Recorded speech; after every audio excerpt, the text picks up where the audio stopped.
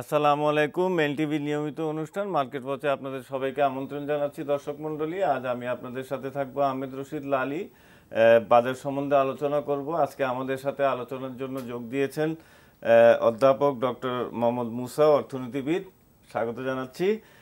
ওনার পাশে আছেন হাসান মাহমুদ বিপ্লব, বাংলাদেশের আইনজীবী, বিশ্লেষক, পুঁজিবাজার। ওনারা দুইজনই দর্শক মণ্ডলী খুব ভালো বলেন এবং দর্শকরা আপনারা শোনার জন্য অপেক্ষায় থাকেন। আজকে আমরা সেজন্য ওনাদের দুইজনকে আমন্ত্রণ করে এনেছি। পুঁজিবাজার সম্বন্ধে আলোচনা আমরা শুরু করতে যাচ্ছি। জানাব মুসা, আপনার কাছে প্রথমে আসতে চাচ্ছি। মুসা ভাই, বাজার তো যেভাবে চলছে, আপনার কি মনে হয় বাজারকে যদি আপনি বিশ্লেষণ করেন গত 3 মাসে আজ পর্যন্ত, তাহলে আমরা কি পাবো? 3 মাস থেকে এই পর্যন্ত আমরা অনেক ভালো করেছি, কিন্তু সাথে সাথে ভালো আরও ভালো করার সুযোগ আছে। আমরা যে সমস্ত জিনিসগুলো দেখি সেই সমস্ত জিনিসগুলো যদি চিন্তা করি, 3 মাস আগের বাজারটা ছিল মোরলেস প্রায় সবগুলো শেয়ারই ছিল হাইলি আন্ডারভ্যালুড। বিশেষ করে ব্যাংকস এবং ফাইন্যান্সিয়াল সেক্টরের যে সমস্ত অন্যান্য সিকিউরিটিসগুলো ছিল তাদের আসলেও আন্ডারভ্যালুয়েশন ছিল অনেক।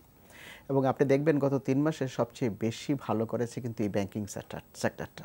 একটা বড় কারণ হলো যখন নাকি আন্ডারভ্যালুড শেয়ার কেনা হয়, এইটা কিন্তু এক সময় না এক সময় আপনাকে পে অফ করবে। ইন জেনারেল আমি গত বছর সারা বছর ধরেই বলেছিলাম, ইনফ্যাক্ট 2015 সনের শেষের দিকে আমার একটা অ্যাসেসমেন্ট ছিল, বাংলাদেশের অর্থনৈতিক যে সমস্ত ইন্ডিকেটার্সগুলো আছে, ইন্ডিকেটার্সগুলো কিন্তু বলে বাংলাদেশের শেয়ার মার্কেট ভালো করার কথা। কিন্তু অনেক সময় দেখা যায় আমাদের মূল ইকোনমির সাথে শেয়ার মার্কেটের যেই সম্পৃক্ততাটা, আমরা ইংরেজিতে যেটাকে বলি ইন্টিগ্রেশনটা, তত ভালো নেই।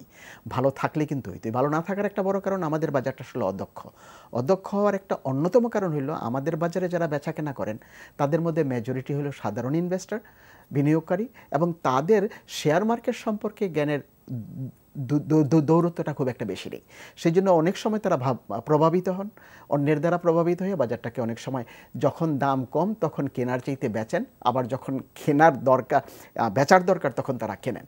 তো আমি যেটা বলি আর কি, যে 2015 সনের শেষের দিকে সূচকটা ছিল 48 হতে, 2016 সনের এক সময় এটা নেমে আসছিল 43-42 হতে। আমার তখন অ্যাসেসমেন্ট ছিল এটা 5500 ক্রস করার কথা ছিল 2016 সনে। এটা শেষের দিকে এসে বাড়ছে, এখন এটা 5500-5600 আছে। আমি মনে করি ইটস গুড, কিন্তু আরও একটু রুম আছে টু ইনক্রিজ, স্পেসিফিক্যালি ফাইন্যান্সিয়াল সেক্টরের জন্য। ফাইন্যান্সিয়াল সেক্টরে আরো রুম আছে টু ইনক্রিজ। আপনি বিপ্লব ভাই, আপনি কিভাবে দেখছেন, যে প্রশ্নটা আমি মুসা ভাইকে করেছি, এই মুহূর্তে পুঁজিবাজার কোন অবস্থানে অবস্থিত এবং সামনে আপনি কি দেখতে পাচ্ছেন? আসলে আমাদের পুঁজিবাজারের বিশেষ করে দুটো সেক্টর, যে প্রফেসর মুসা বললেন যে ব্যাংকিং খাত এবং লিজিং খাত, এটি আন্ডারভ্যালুড ছিল। যেমন ধরেন, আমি আপনাকে কিছু ব্যাংকের নাম না বলে বলছি। একটি ব্যাংক আছে যেটি 25% ডিভিডেন্ড দিত, half in bonus half in cash, সেটার দাম 12 টাকা ছিল। মানে আপনি ইল্ড হচ্ছে 25%-এর কাছাকাছি। তো উইচ ইজ অ্যাবসার্ড, মানে তখন ব্যাংকের রেট নেমে এসেছে 7.5।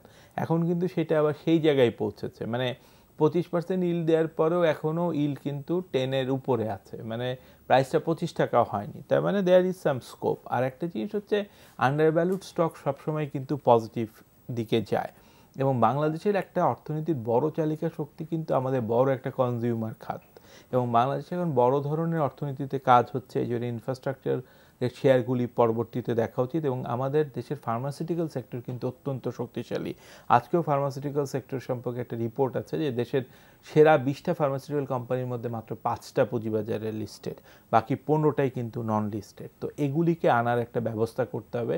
নাম্বার 2 হচ্ছে, ধরেন ফার্মাসিউটিক্যাল সেক্টর, ইনফ্রাস্ট্রাকচার সেক্টর, কিছু মানে সেক্টর ওয়াইজ অনেক কিন্তু ইমপ্রুভমেন্টের জায়গা আছে। আমরা বলছি যে এই ধরেন যদি পদ্মা সেতু হয়ে যায়, জায়গায় মেট্রো রেল ধরে, তাহলে ইনফ্রাস্ট্রাকচার সেক্টরেও কিন্তু একটা গতি পাবে, এবং দেখা যাচ্ছে যে গ্রোথ সেক্টরে কিন্তু একটা বড় ধরনের আপনার মানে প্রফিট হয়। আর যেটি ফাইন্যান্সিয়াল সেক্টরে হয়েছে সেটি হচ্ছে আন্ডারভ্যালুড জিনিসটা এখন একটা ম্যাচুরিটি। এখন কিন্তু আবার একটা যখন সেক্টর ধরে বাড়ে তখন কিন্তু আপনার ভালো শেয়ার বলেন, খারাপ শেয়ার বলেন, ওখানে যেগুলি একটু দুর্বল মৌলভিত্তিক সেগুলিও বেড়ে গেছে।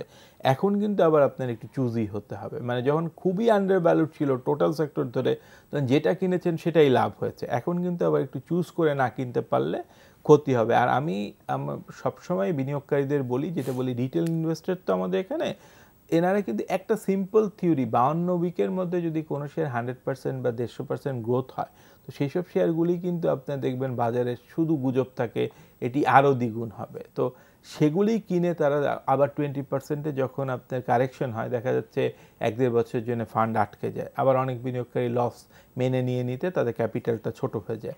তো আমার কথা হচ্ছে আপনি খুঁজে বের করেন যেটা 52 উইকের মধ্যে ভালো কোম্পানি, বাট গ্রোথ, বাজারে গ্রোথ হয়েছে 10-20% গ্রোথ হয়েছে, এই ধরনের শেয়ার কিনলে কিন্তু আপনার রিস্কটা কমে যাবে, রিস্ক ফ্যাক্টর কমে যাবে। এবং আপনি যে কথার দিকে যে কথাটা বললেন যে 52 সপ্তাহের কথা বললেন, যে 52 সপ্তাহের স্ট্যাটিস্টিক্স কিন্তু আমাদের ট্রেডিং স্ক্রিনেই পাওয়া যায়। আপনি যেখানে ট্রেড করেন সেখানে স্ক্রিনেই আপনি এই রিপোর্টটা পেয়ে যাবেন। সেটা সহজ উপায় হলো যেটা আপনি বললেন। তার সাথে তো কিছু আনুষঙ্গিক হিসাবপত্র দেখতেই হবে, সেগুলো আপনি বিনিয়োগকারীদের অনুরোধ থাকবে যে সেগুলো দেখবেন। মুসা ভাই, আপনার কাছে প্রশ্ন, যে অনেকে বলেন যে পুঁজিবাজার অর্থনীতিতে তেমন একটা প্রভাব ফেলে না, তেমন একটা ইয়ে নাই আর কি। তো এখন আমার প্রশ্ন, আমি এটার সাথে একমত না যদিও, তারপরে আপনার কাছে প্রশ্ন করছি। এবং আমাদের প্রধানমন্ত্রী নিজেও বলেছেন যে একটা শক্তিশালী একটা অর্থনীতির জন্য একটা শক্তিশালী পুঁজিবাজারের প্রয়োজন। সো কাজেই, এবং আমরা জানি এটা ফান্ডামেন্টালি দিস ইজ কারেক্ট, যে একটা স্তম্ভ পুঁজিবাজার অর্থনীতির। আপনি কি মনে করেন? এটাতে মনে করার কিছুই নেই, আসলে ইটস এ ফ্যাক্ট। যে সমস্ত দেশগুলো উন্নত দেশ, ওখানে দেখবেন শক্ত একটা পুঁজিবাজার আছে। সংযোগটা কিভাবে হয়? ম্যানুফ্যাকচারিং সেক্টরের মধ্যে যারা কাজ করেন তাদের পুঁজির দরকার হলে লং টার্ম যে পুঁজিটার দরকার হয়, কোথায় যাবেন? আমাদের দেশ কিন্তু একটা ইউনিক সিচুয়েশন। তারা হয় নিজেদের ইকুইটি নেয়, আর বাকিটা ব্যাংক থেকে লোন নেয়, হুইচ ইজ হাইলি ইনএফিশিয়েন্ট। আপনার পুঁজিবাজার বলতে আমরা কিন্তু শুধু কেবল শেয়ার মার্কেট বুঝতেছি, তার কারণ আমাদের এখানে বন্ড মার্কেট নাই। ইনফ্যাক্ট যদি আমেরিকার পুঁজিবাজার দেখেন, বন্ড মার্কেটের সাইজ শেয়ার মার্কেটের চাইতে 5 গুণ, মানে ইকুইটি মার্কেটের চাইতে ডেট সিকিউরিটিজের মার্কেট হলো 5 টাইমস বিগার। সরকার লোন নেয় ওখান থেকে, বড় বড় কোম্পানিগুলো লোন নেয়, ওখানে বন্ড ইস্যু করা হয়। বন্ডের একটা অ্যাডভান্টেজ হলো আপনি অনেক লম্বা সময়ের জন্য লোন নিতে পারেন। একটা টিপিক্যাল এক্সাম্পল দেখাই, যারা নাকি এখন পাওয়ার প্ল্যান দিতেছেন তারা জানেন একটা জেনারেটর সেট যদি তারা কেনেন হাই প্রাইসড, এটা প্রায় 30 বছর চলবে। কিন্তু কোনো ব্যাংকও আপনাকে কিন্তু 10 বছরের বেশি লোন দেবে না। তাহলে 10 বছরে যেই লোনটা ফেরত দিতে হবে যে অ্যাসেটটার এগেনস্টে, সেই অ্যাসেটটা ক্যাশ ফ্লো জেনারেট করবে 30 বছরে। একটা পেমেন্টের মিসম্যাচ হয়ে যায়।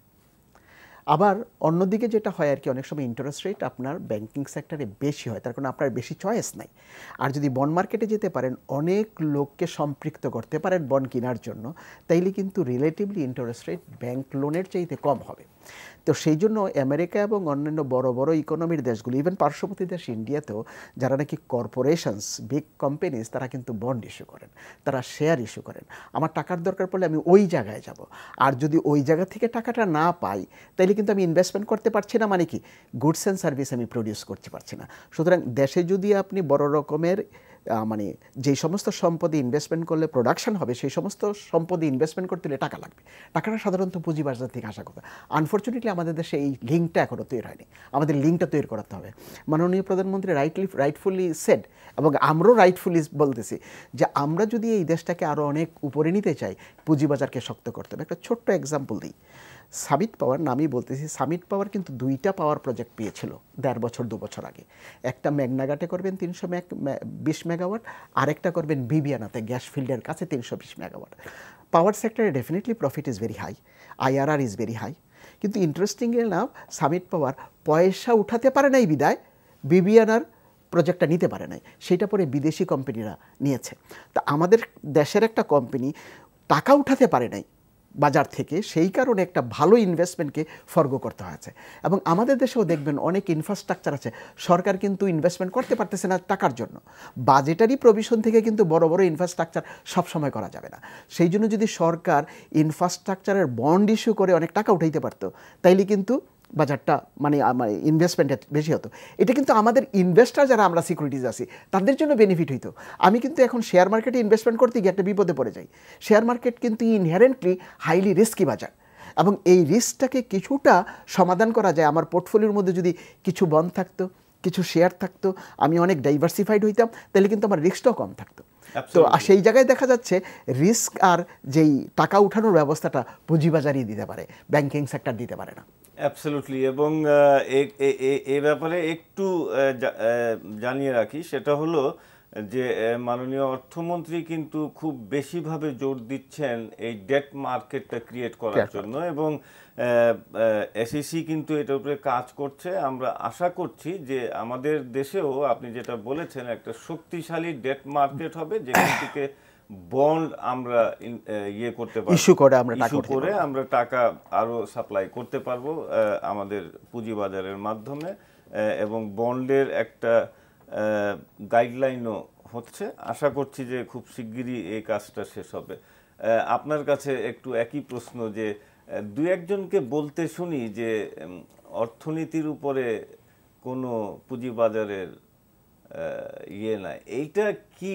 মানে এটার একটা বড় কারণ হচ্ছে আনফরচুনেটলি আপনি 2010 আমি বলছি যে অর্থনীতিবিদরা তো এটা, যেমন মুসা ভাই সঠিকভাবে বললেন, আমরাও সেই জিনিসটা বলি, সবাই তাই, কিন্তু দুই একজন কেন এরকম একটা কথা বলে সেটি আমি বলছি পুঁজিবাজারের উপরে একটা ইয়ে দিতে চায়। আমি আপনাকে যে জিনিসটা বলছি যে আনফরচুনেটলি আমাদের দেশে কয়েকজন যে বলেন অর্থনীতিতে, আপনি যে ধরেন ভারতে ধরেন বড় বড় যখন কাজ হয় বা চায়নায়, তখন করে কি গভর্নমেন্ট তার ধরেন ভারতীয় রেলওয়ে 10% মার্কেটে অফলোড করে দিল, ওই টাকা দিয়ে বিশাল আর এক্সপানশন প্ল্যান হলো।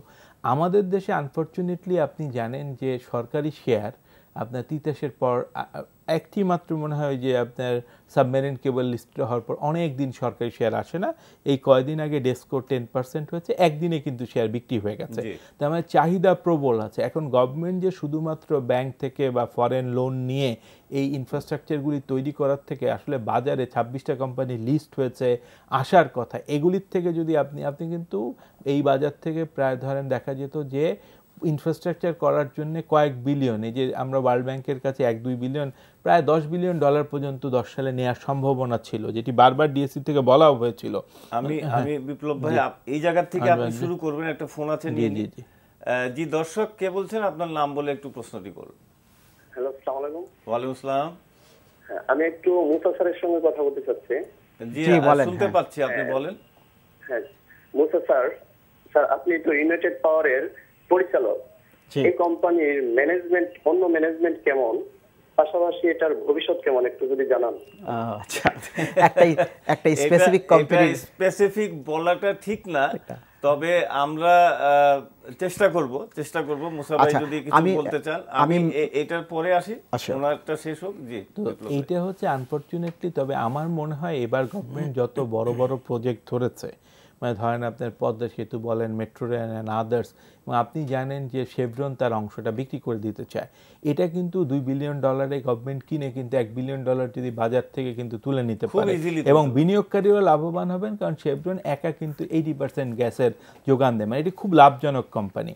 তারপর সরকারের হাতে কিন্তু ইউনিলিভারের আছে, এই ইউনিলিভারের কিছু অংশ যদি বাজারে লিস্টেড করে, তাহলে একটা ভালো মাল্টিন্যাশনাল কোম্পানি সারা ওয়ার্ল্ড থেকে পুঁজি আসবে। এই যে যারা দু একজন বলেন যে পুঁজিবাজারের সম্পর্ক নেই, কারণ হচ্ছে সঠিকভাবে পুঁজিবাজারকে আসলে গভর্নমেন্ট ব্যবহার করতে ব্যর্থ হয়েছে। মানে এখান থেকে টাকা যখন নেয়ার কথা ছিল, মানে 10 সালে তো হিউজ পরিমাণ টাকা ছিল, ওই টাকায় যদি গভর্নমেন্ট 10টা কোম্পানি ছেড়ে দিত, বাজারও বাবল হতো না, কারণ স্ক্রিপ্টে তখন কি ছিল, স্ক্রিপ্ট কম ছিল, মানে আপনার চাহিদার তুলনায় শেয়ার কম ছিল। তো এখনও সামনে বাজারের যে ভবিষ্যৎ এবং ভবিষ্যৎবাণী হচ্ছে সামনের দিকে যাচ্ছে, আমি বিনীত নিবেদন জানাবো আপনাদের মাধ্যমে, গভর্নমেন্টের কিছু ভালো কোম্পানি এবং মাল্টিন্যাশনাল কোম্পানি যদি লিস্টেড হয়, তখন দেখবেন যে এই টাকা দিয়ে গভর্নমেন্ট বড় বড় কাজ করতে পারবে। গভর্নমেন্টের সবসময় এখন দেখেন আমাদের বাজেটের সেকেন্ড বড় খাত কিন্তু সুদ প্রদান ব্যতীত, মানে গভর্নমেন্ট যে ঋণ নিয়েছে তার সুদ বাবদ পরিশোধ করার জন্য কিন্তু খাত বাজেটের মধ্যে চলে যাচ্ছে।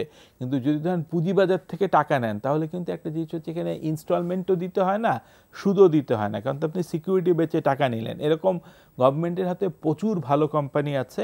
আমরা আশা করি এই খাত থেকে নিয়ে গভর্নমেন্ট তারও কিন্তু তখন সক্ষমতা বাড়বে, কারণ প্রচুর আর দিনে দিনে যদি ডেট নির্ভর ইকোনমি একটা দেশে চলে যায় তখন কিন্তু ইনফ্লেশনের প্রবলেম থেকে মুদ্রা অপচয় হতে পারে। তো আমরা আশা করি যে আর যারা দুই একজন বলেন তারা হয়তো পুঁজিবাজারকে গুরুত্ব দিতে চান না, অনেকে আছেন যে পুঁজিবাজারকে মানে পুঁজিবাজারকে শত্রু মনে করেন। এটি অজ্ঞতার কারণে হতে পারে, অনেক সময় বিভিন্ন কারণে হতে পারে, কারণ পুঁজিবাজার থাকতে পারে, ইন্টারেস্ট থাকতে পারে। আপনি দেখেন পৃথিবীর সবচেয়ে বড় বড় যারা আমরা যদি সবচেয়ে ধনীর নাম বলি, যে এখন আপনার মাইক্রোসফটের মালিক বিল গেটস, তিনি তো পুঁজিবাজারে লিস্টেড হওয়ার পর অনেকগুলি কোম্পানি, অ্যামাজন বলেন, তারপর ফেসবুক বলেন, এগুলি যখন আপনার পুঁজিবাজারে লিস্টেড হওয়ার পর তাদের কি হয়েছে, বা ধরেন পৃথিবীর অন্য দেশে কিন্তু আনফর্চুনেটলি সব ভালো company listed, government company listed.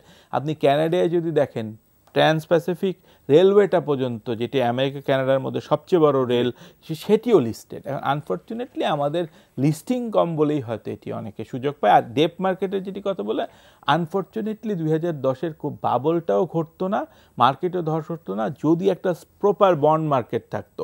এখন বাজারে অনেকে আছে বুদ্ধিমান বিনিয়োগকারী, সবাই তো সাধারণ বিনিয়োগকারী না।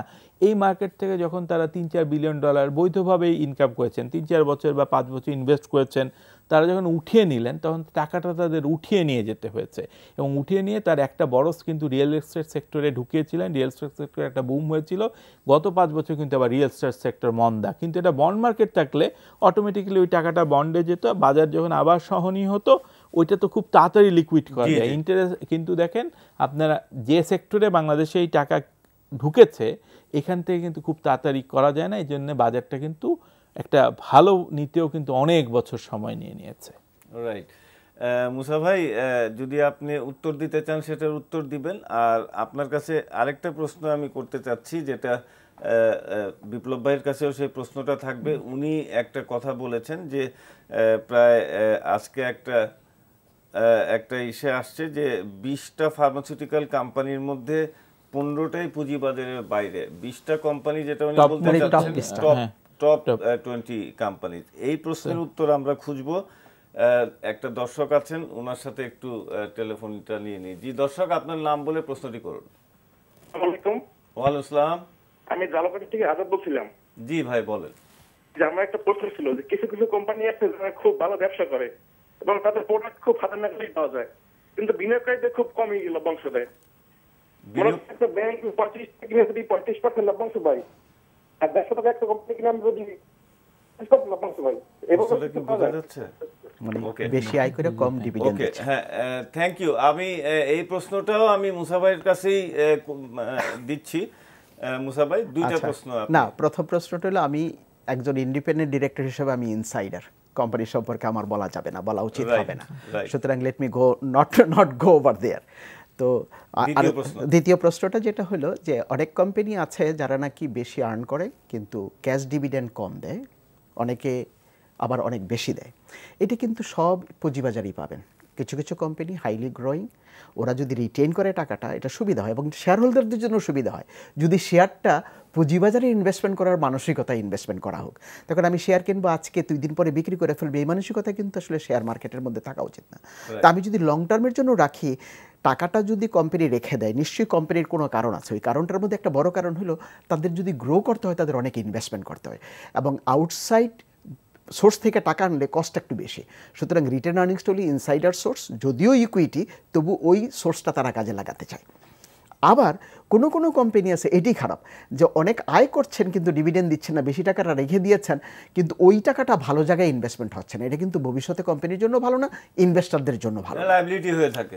আলটিমেটলি কোম্পানিটাকে লায়াবল করে ফেলে, মানে গ্রোথটাকে নষ্ট করে দেয়।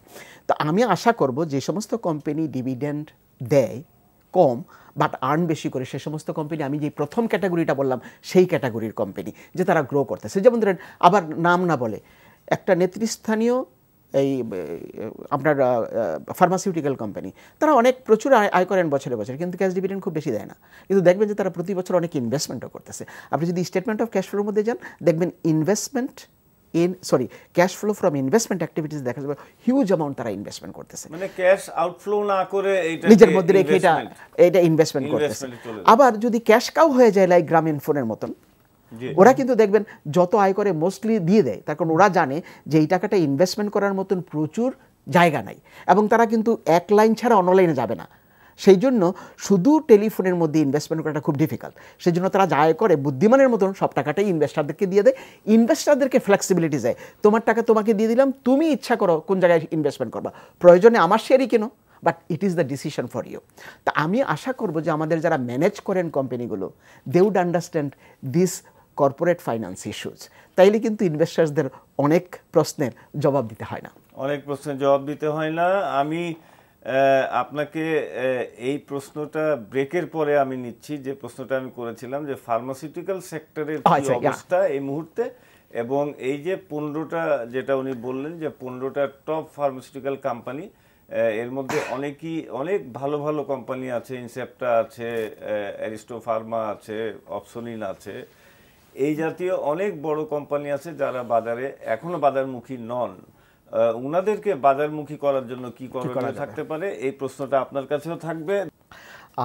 একটা জিনিস আমাদেরকে কিন্তু স্বীকার করতে হবে, আমাদের পুঁজিবাজার কন্ট্রিবিউট করতে পারতেছে না, কিন্তু কারণটা হলো পুঁজিবাজার থেকে যে কন্ট্রিবিউশনটা নেওয়ার কথা সরকারও নিচ্ছে না, এবং আমাদের যারা ব্যবসায়ী তারাও নিচ্ছে না। এই কারণে বলছি, আমাদের দেশে কিন্তু প্রচুর ভালো কোম্পানি আছে, ভালো in the sense that they are growing very fast, they are earning a lot. এই সমস্ত কোম্পানির গ্রোথটাকে সাপোর্ট দেওয়ার জন্য কিন্তু পুঁজিবাজারটাকে তারা ব্যবহার করতে পারে, করেন না। তা আপনার কথায় আসতেছি, আমি মাঝখান দিয়ে একটু বলে রাখি, আমি মনে করি যে বাংলাদেশের কোম্পানি যেগুলো আছে, অনেক কোম্পানি আছে যেগুলো they are better corporate houses than multinational, exactly, এবং মাল্টিন্যাশনালের চেয়ে বহু গুণে বড় এবং ভালো, well performing company. You are right. তো এখন উনি যেই প্রশ্নটা আপনি যেই প্রশ্নটা করেছেন, যে আমাদের আসলে কিন্তু ফার্মাসিউটিক্যাল ইন্ডাস্ট্রিতে প্রায় 250 থেকে 300 কোম্পানিজ আছে, কিন্তু টপ 20 কোম্পানিজ বেসিক্যালি সেলসের প্রায় 80% কন্ট্রোল করে। তো আমরা ওই 20 কোম্পানিজ কি ধরি না কেন, ওই 20টা কোম্পানিজ তো বাজারে আসার কথা, আসতেছে না কেন? তাদেরও তো গ্রোথ হচ্ছে, আর গ্রোথ ছাড়া তো তাদের সেলস রেভিনিউ বাড়ার কোনো সুযোগ নাই। সুতরাং এই গ্রোথটাকে ফাইন্যান্স করার জন্য why they do not use the platform of capital market না করার কারণে শুধু কেবল তারা ক্ষতিগ্রস্ত হচ্ছে আমি বলবো না, ক্ষতিগ্রস্ত এই সেন্সে they are not taking the opportunities offered by the capital market. আমি মনে করি তাদের একটা কর্পোরেট সোশ্যাল রেসপন্সিবিলিটিস আছে to help the economy by doing that. কারণ আমরা যারা ইনভেস্টার্স আছি, পুঁজিবাজারে ইনভেস্টমেন্ট করি, শেয়ার ইনভেস্টমেন্ট করি, আমাদের কিন্তু খুব কষ্ট হয় ভালো 20টা কোম্পানির শেয়ার দিয়ে একটা পোর্টফোলিও সাজাতে। তো যদি ফার্মাসিউটিক্যাল ইন্ডাস্ট্রির মতন একটা ভেরি গুড গ্রোথ ইন্ডাস্ট্রির অনেকগুলো ভালো কোম্পানি বাজারে আসে, আমার জন্য তো একটা সুবিধা যে আমি অনেকগুলো শেয়ারে ইনভেস্টমেন্ট করতে পারি। শুধু কেবল ফার্মাসিউটিক্যাল কোম্পানি না, আরেকটা জিনিস আমাদেরকে মনে রাখতে হবে, economy wise we are growing at a faster rate. 6.8 বলেন 7.8 is quite high relative to developed economies. আর আমরা একটু যদি আমাদের করাপশন অ্যান্ড আদার সাইডগুলোকে একটু ইলিমিনেট করতে পারি, এই গ্রোথ রেটটা কিন্তু ইজিলি 10%-এর বেশি নেওয়া যায়। আর যে সমস্ত ইনফ্রাস্ট্রাকচার স্থাপনাগুলো সরকার নিচ্ছেন, এগুলো যদি আপনি ভালোভাবে মানে সময় মতন এটা ইমপ্লিমেন্ট করতে চান, কনস্ট্রাকশন ম্যাটেরিয়ালসের কিন্তু একটা হিউজ ডিমান্ড হবে। তো কনস্ট্রাকশন ম্যাটেরিয়ালের মধ্যে কী আছে? সিমেন্ট আছে, রড আছে, এবং আদার কনস্ট্রাকশন ম্যাটেরিয়ালস যেগুলো আছে সেগুলোতে যারা ইনভেস্ট করেছে, যে সমস্ত কোম্পানিগুলো আছে, তারাও কিন্তু অনেক বড় কোম্পানি, এবং এই বড় কোম্পানির গ্রোথের জন্য কিন্তু বড় ধরনের টাকা লাগে। So why not they should come. এবং এদেরকে আনার জন্য আমাদের সরকারের কিছু ইনসেন্টিভ দিতে হবে, এবং ইনসেন্টিভও দিতে হবে, সাথে সাথে তাদেরকে এডুকেটও করতে হবে। It is a win win situation, তোমাদের জন্য ভালো, ইকোনমির জন্য ভালো, ইনভেস্টার্সদের জন্য ভালো। এই জিনিসটাকে যখন আমরা ভালো করে বোঝাতে পারবো, তখনই কিন্তু আসলে দেখবেন আস্তে আস্তে বাড়তে থাকবে। আনফর্চুনেটলি আমি যেটা বলবো, গত 10 বছরে আমি বছরে কয়টা দেখি, বড় জোর 15 থেকে 20টা, আসা উচিত অ্যাটলিস্ট 50 থেকে 100টা। তবুও আগামী 10 বছরে আপনার কিন্তু ভালো কোম্পানি বাংলাদেশে শেষ হবে না। এবং এই কোম্পানিগুলো আসলে কিন্তু তখন বুঝতে পারবেন পুঁজিবাজার কীভাবে কন্ট্রিবিউট করে ইকোনমিতে। তখন they will be funnelling this money from us, যারা নাকি সেভ করি, to the real investment that will substantiate our sustainable growth rate in the economy. Right. খুব সুন্দরভাবে মুসা ভাই ব্যাপারটা বুঝালেন। আপনার কাছে একই প্রশ্ন, এই মুহূর্তে ফার্মাসিউটিক্যাল সেক্টরের কি পজিশন এবং এই 15টা ফার্মাসিউটিক্যাল কোম্পানি কেন আসছে না, আনার জন্য কি করা যেতে পারে? ফার্মাসিউটিক্যাল কোম্পানি যদি দেখেন আমাদের দেশে যে পরিমাণ মানে জনসংখ্যার গ্রোথ বা জিডিপির গ্রোথ, দুটার কারণে মানুষের পারচেস প্যারিটি কিন্তু বেড়েছে এবং এই জন্য মানুষ কিন্তু প্রথমে ফুড দেন চিকিৎসায় ব্যয় করে, যার জন্য ফার্মাসিউটিক্যাল সেক্টরে হিউজ গ্রোথ দেখা যাচ্ছে। যে আসে না এরকম ইনসেপ্টার দেখলাম ইয়ার টু ইয়ার লাস্ট ইয়ারে 40% গ্রোথ পেয়েছে। এখন এর মধ্যে কিন্তু একমি একটা ভালো কোম্পানি এসেছে। তো আপনি দেখেন যেটি আসার আগে আপনার তার টোটাল রিটার্ন আর্নিং মিলে আপনি কোম্পানি ভ্যালুয়েশন তাহলে 500 কোটি টাকা হতো। আজকে বাজারের কারণে তার কিন্তু মার্কেট ভ্যালুয়েশন 3000 কোটি টাকা হয়েছে।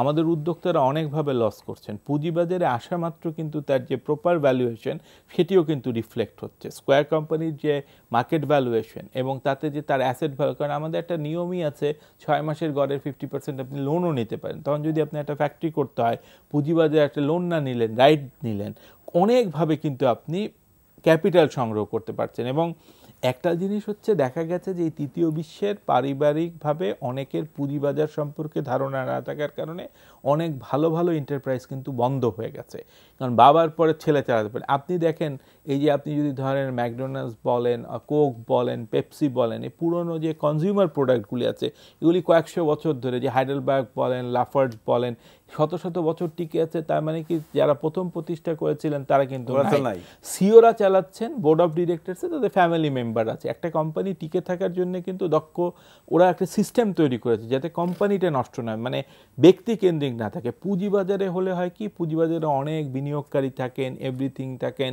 তখন কিন্তু এটার সিস্টেমের মধ্যে চলে আসে এবং তখন দেখা যাবে এই কোম্পানিগুলি নষ্ট হবে। এত ভালো অপরচুনিটি থাকা সত্ত্বেও যেইটাই আপনার 200 কোটির ধরেন ইনসেপ্টার যদি ধরেন আপনার আজকে পেড আপ ক্যাপিটাল 200 কোটি টাকা হয় আর রিটার্ন আর্নিং মিলে এটি ভ্যালুয়েশন দেখাবে, কিন্তু নর্মাল ব্যাংকের কাছে গেলে তাকে 500 কোটি টাকা ধরে আপনাকে লোন দিচ্ছে। তো পুঁজিবাজারে ইনসেপ্টের মতো কোম্পানি আসলে দেখা যাবে 3-4 হাজার কোটি টাকা এটা মার্কেট ভ্যালুয়েশন হচ্ছে, মানে সে তখনই 1,500 কোটি টাকা কিন্তু তুলতে পারছে তার অন্য বিকাশের জন্য। এবং আমাদের যে পরিমাণ গ্রোথ হচ্ছে এবং ফার্মাসিউটিক্যাল সেক্টরে কিন্তু বাংলাদেশের আরও যে সম্ভাবনা, যেহেতু আপনার মানুষের অসুখ বিসুখ অন্য অন্য কারণ এবং লোকসংখ্যা হিউজ, প্রোডাক্টে একটা বড় ধরনের গ্রোথের চান্স আছে। আমি মনে করি যে বেশ কিছু সবচেয়ে বড় কথা, আমি একটু ইন্টারাপ্ট করলাম, সরি, সেটা হলো যে এক্সপোর্ট হচ্ছে, কিন্তু এখন সব বড় কোম্পানি এক্সপোর্ট হচ্ছে এবং এটি হওয়ার পর কিন্তু ইন্ডিয়ান ফার্মাসিউটিক্যাল মার্কেটে একটা পুঁজিবাজারে যারা লিস্টেড ছিল বিশাল গ্রোথ হয়েছিল। তো আমাদের এখানে ডিএসসিকে কিন্তু একটু চেষ্টা করতে হবে, কারণ আসলে আপনাকে আনার জন্যে অনেকে হয়তো জানেন না আনলে কি কি বেনিফিট। আপনি যদি শুধু স্কোয়ার ফার্মা রেনেটাকে উদাহরণ হিসেবে নিয়ে যেয়ে দেখাতে পারেন যে এই দুইটা পুঁজিবাজারে আসার আগে কোম্পানির এই সাইজ ছিল, পুঁজিবাজারে কিন্তু স্কোয়ার যখন আপনার টাকা নিল 100 টাকার বিনিময়ে 800 টাকা প্রিমিয়াম সহ, তার আগে কিন্তু বাংলাদেশে 1 নাম্বার ফার্মাসিউটিক্যাল কোম্পানি ছিল বেক্সিমকো ফার্মা। এখন কিন্তু প্রায় বাজারে 18 ভাগ একক কোম্পানি নিয়ন্ত্রণে স্কোয়ারে। ওই যে স্যামসন চৌধুরী বলেছিলেন, আমি একটা মিটিংয়ে উনি জীবিত থাকা অবস্থায় বলছেন, যারা আমাকে এই 800 টাকা দিয়ে সহায়তা করলো আমি তাদেরকে কোনো ক্রমেই ঠকাবো না। এবং দেখা গেছে ওই টাকাটা নিয়ে তিনি কোম্পানি ডাইভার্সিফিকেশন করেছেন। আজকে কিন্তু দেশের ফার্মাসিউটিক্যাল সেক্টর সমস্ত মাল্টিন্যাশনাল সবাইকে বাদ দিয়ে 1 নাম্বার পজিশনে কিন্তু স্কোয়ার আছে। একমি যে টাকা নিল এখন তার ফান্ড কস্ট কমে গেছে, দেখবেন যে একমিও আস্তে আস্তে ভালো করছে। এখন কিন্তু বাজার থেকে একটা কোম্পানির ইজিলি 400-500 কোটি টাকা এইসব কোম্পানি তুলতে পারে এবং 500 কোটি টাকা ইন্টারেস্ট ফ্রি এবং ইনস্টলমেন্ট দিতে হবে না। এই টাকা পেলে গ্রোথ সেক্টরে কিন্তু একটা বড় ধরনের উপকার হবে। তো আমরা আশা করছি এটির জন্য কিন্তু এই ডিএসসিকে উদ্যোগ নিতে হবে, কারণ আমি জানি যে গ্রামীণ ফোনের সময় ডিএসসির তৎকালীন বোর্ড এবং প্রেসিডেন্ট প্রচুর উদ্যোগ নেওয়াতেই কিন্তু আসা সম্ভব হয়েছিল। আমাদের একটা ভুল ধারণা আছে, ভালো কোম্পানি কিন্তু সারা ওয়ার্ল্ডেই আপনাকে যে আনতে হবে, মানে তাকে দাওয়াত দিয়ে নিতে হবে, সে নিজের থেকে আসবে এটি মনে করার কোনো কারণ নেই। এবং তার হয়তো বোর্ড জানে না যে পুঁজিবাজারে আসলে কি কি বেনিফিট, কি পরিমাণ গ্রোথ। এখন আপনি তো ফার্মাসিউটিক্যাল কোম্পানি যে 3-4টা লিস্টেড আছে তাদের উদাহরণ একটা ভিডিও পাওয়ার পয়েন্ট প্রেজেন্টেশন নিয়ে ইনসেপ্টার মালিকদেরই যদি বোঝানো যায় এটা হলে স্কোয়ার এই লাভ করেছে, রেনেটা এটা করেছে, আপনারা বেক্সিমকো করেছে, আপনারা আসলে আপনাদের অপরচুনিটি তখন বুঝবে। সবাই কিন্তু তার গ্রোথ ম্যাক্সিমাইজই চায়। আমরা যেমন বিনিয়োগকারী হিসেবে প্রফিট ম্যাক্সিমাইজ চাই, সেরকম কিন্তু আনফরচুনেটলি এই কাজটা কিন্তু বন্ধ আছে। রাইট, আমরা একটা জিনিস আপনাকে জানাতে পারি, যেটা সেটা হলো যে ডিএসসি কিন্তু ক্রমাগতভাবে চেষ্টা করছে এই সকল কোম্পানির সাথে, এবং ইদানিং ডিএসসি ব্রোকারেজ অ্যাসোসিয়েশন যেটা আছে, ব্রোকারেজ অ্যাসোসিয়েশনও কিন্তু সে চেষ্টায় আছে, এবং ডিএসসি কয়েকটা মিটিংও করেছে কয়েকজন বড় উদ্যোক্তাদের সাথে। সো কাজেই কাজ চলছে। আমরা আশাবাদী যে খুব শিগগিরই হয়তো আমরা আরও কিছু বড় কোম্পানি পাবো। আমরা টেলিকমদের সাথেও আলোচনা করব। আমরা একটা বড় টেলিকম, গ্রামীণের পরে আর কেউ আসে নাই, কিন্তু আমরা সে চেষ্টাও করছি, ইনশাল্লাহ সেটা দেখা যাক কি অবস্থা হয়। মুসা ভাই, আপনি জানেন যে বুক বিল্ডিং যেটা প্রসেসটা শুরু হয়েছে, নতুনভাবে বুক বিল্ডিং অ্যামেন্ডমেন্ট হয়েছে রুলটা, এবং তারপরে প্রথম একটা আমরা টেকনোলজির একটা শেয়ার সেখানে এসছে, এবং সেখানে আমরা দেখেছি কিছু লুপ হোল থাকার কারণে একটু অ্যানোমালি হয়েছে। সেগুলো একটু আপনি যদি বলেন যে এইটা কি ফার্দার অ্যামেন্ডমেন্টের প্রয়োজন আছে কিনা এই লুপ হোলসগুলো বন্ধ করার জন্য? আমি যখন ইনভেস্টমেন্ট ক্লাস পড়াইতে গিয়ে আইপিও প্রসেসটা পড়াই, তখন একটা কন্ট্রাস্ট দেখাই। আমেরিকার বাজারে একটা আইপিও আসলে কি কি কাজ করতে হয়, বাংলাদেশের বাজারে আসলে কি হয়। আমেরিকার বাজারে কিন্তু বুক বিল্ডিং প্রসেসটাই প্রমিনেন্ট, কিন্তু ওদের বুক বিল্ডিং প্রসেসটা আসলে কি, প্রসেসটার মধ্যে থেকে আমরা জানতে চাই একটা শেয়ারের ন্যায্য মূল্য কী হওয়া উচিত। আন্ডাররাইটাররা একটা বড় রকমের ভূমিকা পালন করেন, এবং ওই দেশে কিন্তু আন্ডাররাইটারটা শেয়ারটা কিনে ফেলেন after the IPO price is fixed. And IPO প্রাইসটা ফিক্স হয় কিন্তু through negotiation between the ইস্যুয়ার, company যেটা ইস্যু করতেছে, আর আন্ডাররাইটার সিন্ডিকেটের মাধ্যমে। তখন যেহেতু আন্ডাররাইটার কিনে ফেলবেন এবং subsequently they will sell to the investors. আমাদের প্রসেসটার মধ্যে কিন্তু একটু ডিফারেন্স আছে। আমাদের প্রসেসটা হলো আন্ডাররাইটারদের কিছুই করতে হয় না, আন্ডাররাইট করে বসে থাকতে হয়। পাবলিককে সাবস্ক্রাইব করার জন্য অফার করা হয়, যদি আন্ডার সাবস্ক্রাইবড হয় তাইলেই তাদেরকে টেক করতে হয়, আদারওয়াইজ টেক করতে হয় না। তাইলে একটা জিনিস যেটা হয়েছে, যখন নাকি আন্ডাররাইটাররা প্রাইসটা ফিক্স করবো, এই প্রাইস ফিক্স করার মধ্যে তাদের একটা কিন্তু সবসময়ই লক্ষ্য থাকে শেয়ারটা একটু কম দামে করা, এবং কম দামে করতে পারলে তাইলে তাদেরই সুবিধা এটা বিক্রি করতে পারে, অথবা তাদের একটা প্রফিট বেশি হয়। আমাদের দেশে যে সমস্ত আইপিও নিয়ে বুক বিল্ডিং প্রসেসে স্ক্যান্ডেল হয়েছে, সেখানে কিন্তু আইপিও প্রসেসটা ইস্যুয়ারকে প্রাইসটাকে ওভারভ্যালু করার সুযোগ দিয়েছে, এবং এই সুযোগটা যাতে না থাকে সেই ব্যবস্থাটার যেটা আমেরিকাতে আছে, সেই সিস্টেমটা যদি আমরা করতে পারি তাইলে কিন্তু একটা উদ্যোগ হতে পারে। যেমন ধরেন আমাদের যেই প্রসেসটার মধ্যে আমরা বুক বিল্ডিংয়ের মধ্যে কী করি, আইপিওর প্রসপেক্টাস এব্রিভিয়েটেড ভার্সন ওর ফুল ভার্সনটা আমরা দিয়ে দিই ফাইন্যান্সিয়াল ইনস্টিটিউশন যারা ইনভলভ, তাদেরকে বলি যে তোমরা অ্যাসেস করে বলো যেটার দাম কী হওয়া উচিত। এবং যে কয়েকজনের কাছে যায়, যদি কিছু অংশকে আপনি ইনফ্লুয়েন্স করতে পারেন, প্রাইসটাকে কিন্তু একটু বেশি অ্যাসেস করায় নিয়ে আসতে পারেন। কিন্তু আমেরিকাতে যেটা হয় সেটা হলো যে একটা বড় প্রেজেন্টেশন দেওয়া হয়, ইনস্টিটিউশনাল ইনভেস্টার এবং বিগ ইনভেস্টার, ইন্ডিভিজুয়াল ইনভেস্টার ওখানে যায়। যাওয়ার পরে যখন after the end of the presentation ওদেরকে বলা হয় যে তোমরা এখন বলো যে এই শেয়ারটার কী ন্যায্য দাম হওয়া উচিত এবং ওই দামে তুমি কতটা কিনবা, but it is not binding. তো ওই অ্যাসেসমেন্টগুলো যদি অনেক লোকের কাছ থেকে পাওয়া হয় এবং ইনফ্লুয়েন্সটা যদি কমে যায়, যেহেতু অনেকে পার্টিসিপেট করতেছে কম্পিটিটিভ এনভায়রনমেন্টে, ওই প্রাইস ওভার ভ্যালুয়েশন করার সুযোগটা কিন্তু কম থাকে। ওভারভ্যালুয়েশন করার সুযোগ কমে যাবে যত বেশি পার্টিসিপেন্ট থাকবে। জি, এই একই প্রশ্ন। জি, আমাদের এই সবসময় বুক বিল্ডিং মেথড কিন্তু অনেক, মানে এর আগে তো অনেক ধরনের প্রবলেম ছিল, অ্যামেন্ডমেন্ট করার পরও কিন্তু আমরা দেখলাম একটা বড় ধরনের প্রবলেম কেন, এইটির যে সাবসিডিয়ারি কোম্পানিটি আছে তার যে ডিভিডেন্ড প্যাটার্ন এভরিথিং, এটির সাথে দেখা গেছে যে একটা কোম্পানি আজকে ধরেন স্কোয়ার বা রেনেটার মতো কোম্পানি, যদি তার আরও কিন্তু অনলিস্টেড অনেক কোম্পানি আছে, তারা আসলে কিন্তু দেখবেন একটা বেটার দাম পাবে। কেন পাবে? কারণ এটি এখন আমাদের প্রবলেম হচ্ছে যেসব কোম্পানির মাদার কোম্পানির ট্র্যাক রেকর্ড খারাপ, তাদেরই দেখা যাচ্ছে অ্যাসিস্ট্যান্ট কর্সন এসে বড় ধরনের প্রাইস হচ্ছে। তো তখনই একটা কারসাজির প্রাইস থাকে, কারণ প্রথম দিনের প্রাইসের থেকে এই প্রাইসটা বাড়লো কিন্তু লাস্ট 2 দিনের বিডে।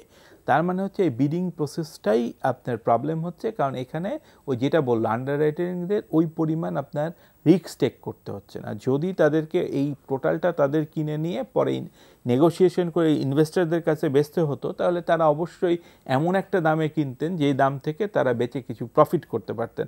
আসলে এই আন্ডাররাইটিং মানে প্রসেস প্লাস এই বুক বিল্ডিং প্রসেসটা সবচেয়ে বড় মার্কেটটা আমেরিকা আর ইন্ডিয়া, এই দুটার সাথে সমন্বয় করে আমার মনে হয় আরেকবার চিন্তা ভাবনা করা উচিত, কারণ সামনে বাংলাদেশে প্রচুর শেয়ার আসবে, এই ক্ষেত্রে যাতে ওভার প্রাইস না হয়। রাইট, একটা জিনিস আপনাদেরকে জানাতে চাচ্ছি সেটা হলো যে এসইসি এই জিনিসটা খুব সিরিয়াসলি নিয়েছে এবং গতকালকে আমাদের একটা মিটিং হয়েছে ডিবি এর সাথে এবং সেখানে এসইসি খুব স্ট্রেট একটা সিদ্ধান্তে উপনীত হয়েছে যে নেক্সট আইপিও বুক বিল্ডিং এ আসার আগেই যে লুপ হোলস গুলো ধরা পড়েছে, যেটা স্বাভাবিক একটা একটা রুল হলে পরে সেখানে লুপ হোলস থাকতে পারে, সেগুলো আমাদেরকে ঠিক করতে হবে, সেটা কোনো খারাপ কোনো বিষয় নয়।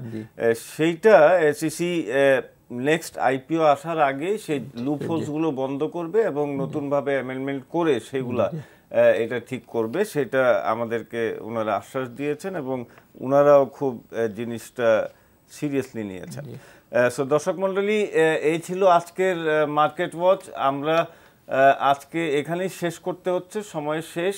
আজকে আগামী রোববার দিন আবার একই সময় অনুষ্ঠান দেখার আমন্ত্রণ জানিয়ে আপনাদের কাছ থেকে বিদায় নিচ্ছি। আপনাদের দুইজনকে অনেক ধন্যবাদ জানাচ্ছি, আমাদের সাথে যোগ দিয়েছেন আজকে আপনারা। দর্শক মণ্ডলী, আসসালামু আলাইকুম।